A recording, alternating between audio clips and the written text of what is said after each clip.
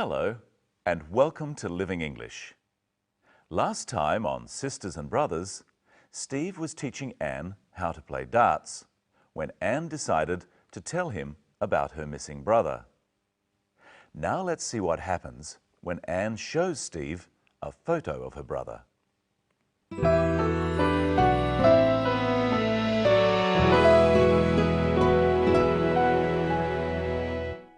This is your brother. Yes. I know this man. You know him? I'm sure it's him. This is a man who works at the store where I buy fruit. Oh, I knew it. I knew it was him. We must go there now. Hold on. It's 10 o'clock at night. The market's closed. Let me have another look. How long since you've seen him? 2 years? It's him. I'm sure it's him. What's going on? Steve says he knows my brother. What? Oh, I think so. He says David's working at the market. That's right. My brother sells fruit for a living. Steve, are you sure? Yes. Anne thinks she saw him. Well, the markets are open tomorrow. Let's find out. I can't believe it. David working at the market. It looks like Anne is getting very close to finding her brother. In this episode, Anne tells Sarah what Steve said. We call this reported speech or indirect speech. Listen to Steve and then how Anne tells Sarah what he said. I'm sure it's him. What's going on? Steve says he knows my brother. Steve says he knows my brother. Anne uses the word says. Practice saying says with Anne. Steve says he knows my brother. What? We use says when we are talking about the singular third person. For the first person, I and we use say. I say, we say. For the second person, you, we also use say. You say. The third person is anyone or anything else. For these, we use says. He says, she says, the doctor says, it says. We don't just use it to mean talking. We use it to mean writing too. We say, the newspaper says. But when the third person is plural, we use say. The newspapers say, the doctors say, they say. And if we ask a question, we use say. What does Anne say? He says David's working at the market. He says. Now it's your turn. Steve, he knows Anne's brother. Steve says he knows Anne's brother. He, David's working at the market. He says David's working at the market. Anne uses says because Steve has only just finished saying that he knows her brother. She could have used the past tense said. He said David's working at the market. My brother sells fruit for a living. Steve, are you sure? Yes. Anne thinks she saw him. He said Anne thinks she saw him. We use thinks or think in the same way as says or say. See if you can remember which one to use. Your English is very good. I think your English is very good. Michelle, your English is very good. Michelle thinks your English is very good. Now, where did Steve think he saw David? I'm sure it's him. This is a man who works at the store where I buy fruit. He thinks he saw David at the stall where I buy fruit. That's in the market. Notice that he says, this is the man who works, and not, this is the man that works. Listen again. I'm sure it's him. This is a man who works at the store where I buy fruit.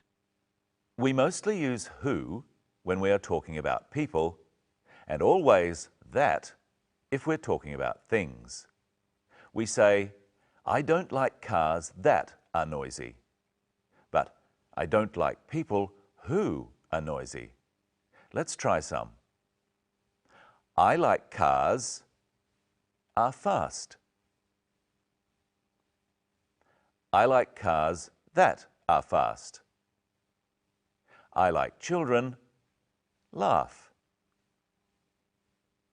I like children who laugh. You don't always have to say who when you're talking about people.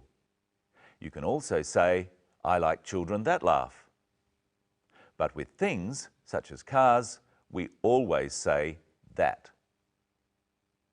We use words such as who, that, which, and where when we want to say something about what has just been mentioned. Listen to the way Steve uses the word where. This is a man who works at the store where I buy fruit. He mentions the stall and then says something about it.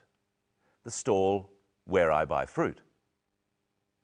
We use where to say something about a place, or to provide extra information about a place. When Steve says, the stall where I buy fruit, we are told something about the stall. It's the place Steve goes to buy fruit. Here are some more examples. I want to see where you live. This is the place where I grew up. Now see if you can use the right word, who or where. This is the girl. She works at the supermarket. This is the girl who works at the supermarket. This is the girl. She is getting married. This is the girl who is getting married. She works at the supermarket. I shop there. She works at the supermarket where I shop. And we can put all these ideas together in one sentence like this. This is the girl. She works at the supermarket. I shop there. She is getting married.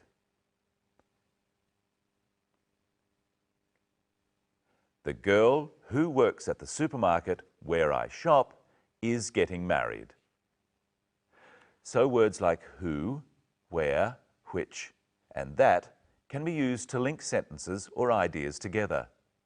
Let's try another one. This is the house. I live there. This is the house where I live.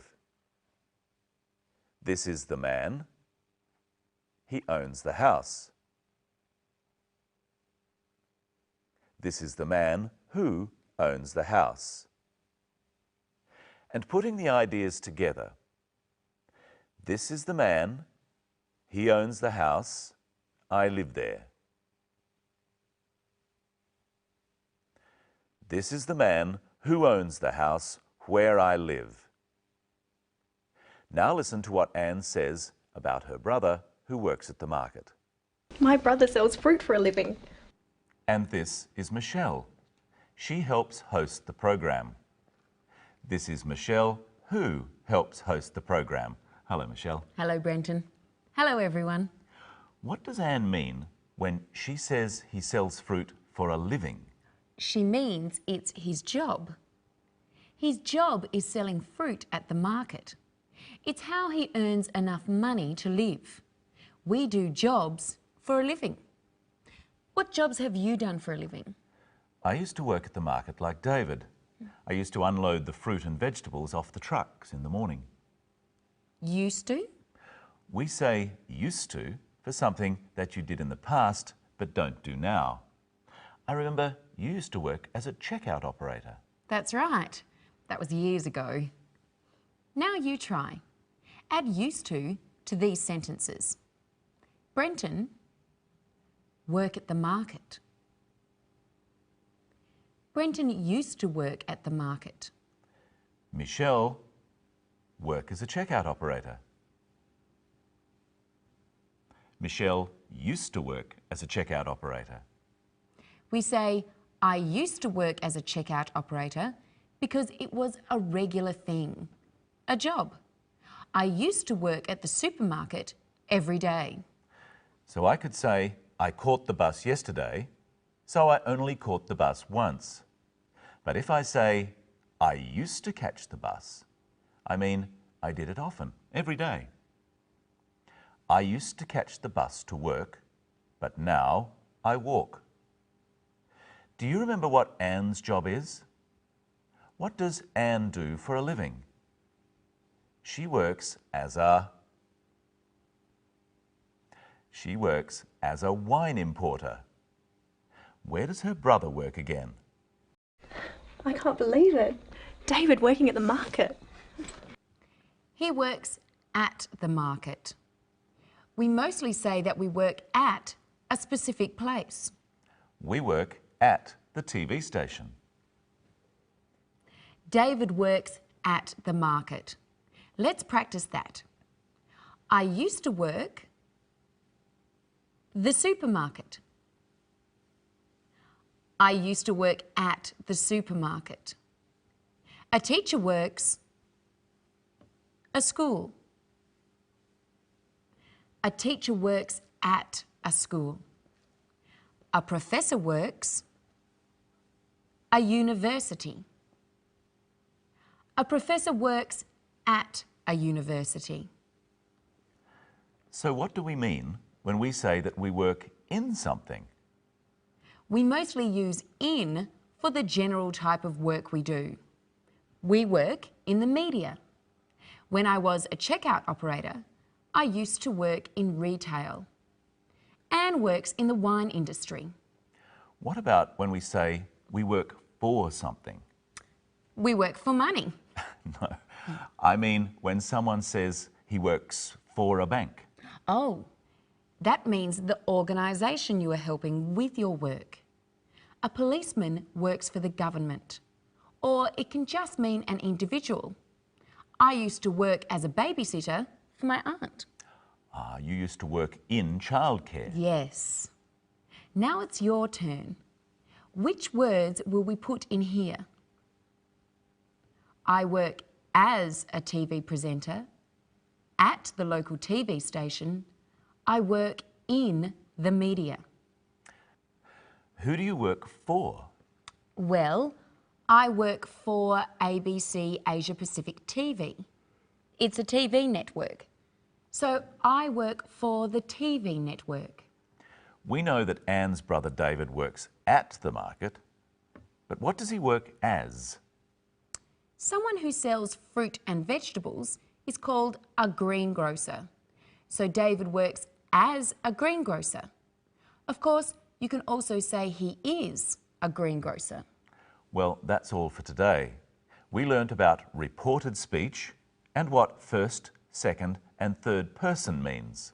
And some of the little words we use to talk about the jobs we do. In our next episode, we'll join Anne, Steve and Sarah at the market in their search for Anne's brother and find out some more about tenses.